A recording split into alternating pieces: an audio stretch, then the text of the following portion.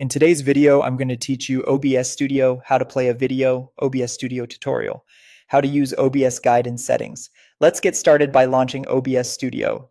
Make sure it opens to the layout with your preview at the top and at the bottom, the docs for scenes, sources, and the audio mixer. We'll be adding a video to your scene using a media source, which is the built-in way OBS plays video files smoothly.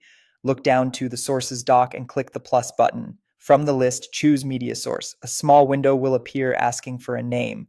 Give it something clear and descriptive like intro video or main clip so you can quickly find it later, and then click OK. Clear names keep your project organized, especially when you build more complex scenes. Now you'll see the media source properties window. Click Browse and pick the video file on your computer that you want to play. OBS works great with common formats like MP4 and MKV. It's best to keep your files on a local drive rather than a network location or cloud folder. Local files load faster and are less likely to stutter or buffer during a live stream or recording, which is why this is the recommended approach. Before closing this window, take a moment to configure a couple of helpful options. If you want the clip to repeat continuously, turn on loop. This is useful for background animations, waiting screens, or any clip you want to cycle without stopping.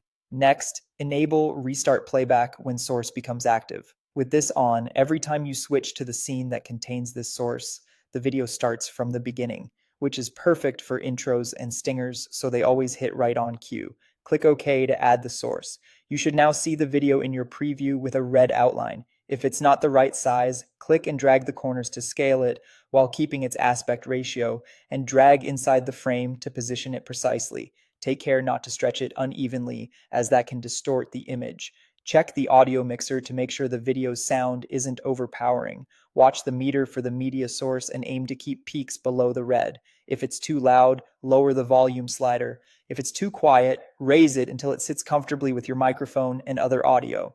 That's it. You've added a video, optimized it for smooth playback, set useful behavior, balanced the audio, and positioned it neatly in your scene. You're ready to use it in your next stream or recording.